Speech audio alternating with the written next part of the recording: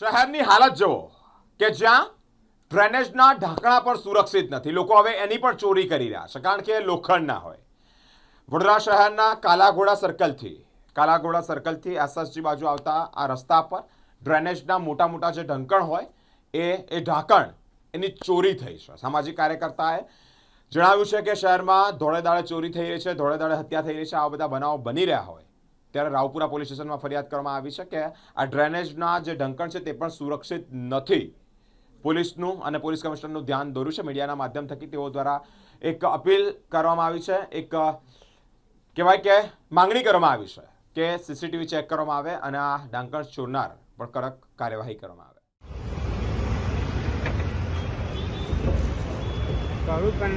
સાંભળ્યું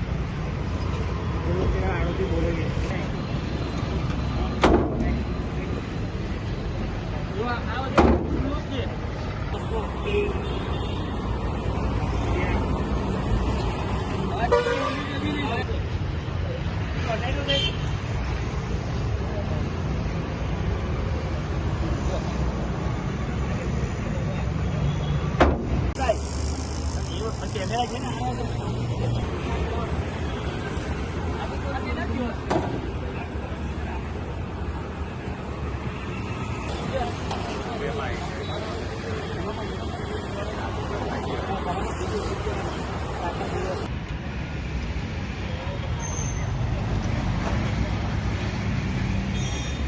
હવે કોર્પોરેશને બનાવી છે કે એસએસજી બનાવી છે ખબર નહીં, પણ આ ઢાંકણાની ચોરીઓ થાય ફોટા પાડેલા છે બતાવી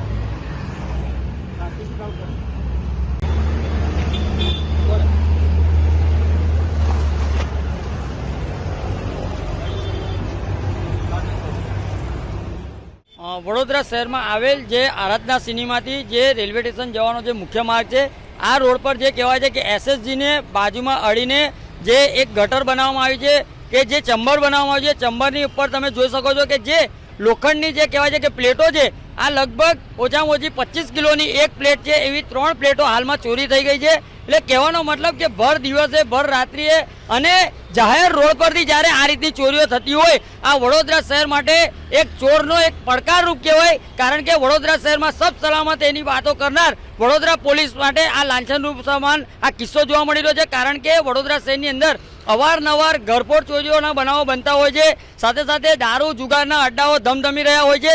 પરંતુ ખાસ કરીને હાલમાં તમે જોશો કે આ જે ગટર બનાવવામાં આવી છે, જે ચંબર બનાવવામાં છે, હવે કોર્પોરેશનનું છે કે પછી એસએસજી હોસ્પિટલનું છે તેનો કોઈ ખ્યાલ નથી। પરંતુ જ્યારે જાહેર રોડ પરથી જ્યારે આ રીતના ચોરીના બનાવો બનતા હોય, આ વડોદરા શહેર માટે ખૂબ જ શરમજનક છે। એટલે ખાસ કરીને વડોદરા શહેરના પોલીસ કમિશનર સાહેબે તાત્કાલિક ધોરણે સંપૂર્ણ તપાસ કરીને આવા ચોરોને તાત્કાલિક ધોરણે ધરપકડ કરવી જોઈએ અને કાયદાકીય કાર્યવાહી કરવી જોઈએ તેવી અમારી માંગ છે। ચોક્કસથી આજે અમે જાત તપાસ કરતા અમને જોવા મળ્યું ત્યારે લારી ધારકે પણ કીધું કે ભાઈ અમે રાવપુરા પોલીસ સ્ટેશનમાં એક અરજી આપી છે, પરંતુ ખાસ કરીને વડોદરા શહેરની અંદર જ્યારે કોઈ પણ ચોરીના બનાવ બનતા હોય છે, લૂંટના બનાવ બનતા હોય છે, સાથે સાથે મારામારીના બનાવ બનતા હોય છે, ત્યારે વડોદરા શહેરમાં દરેક પોલીસ સ્ટેશનની અંદર એક ખાલી કાયદાની જોગવાઈ પ્રમાણે એક અરજી લેવામાં આવે છે, એફઆઈઆર નોંધવામાં આવતી નથી અને જ્યારે અરજી લીધા બાદ તેની સંપૂર્ણ કોઈપણ જાતની તપાસ થતી નથી। એટલે ખાસ કરીને વડોદરા શહેરમાં કાયદોને જે સુધારા પર લાવવાની જરૂર છે અને જે પણ ફરિયાદી હોય, જે પણ અરજદાર હોય,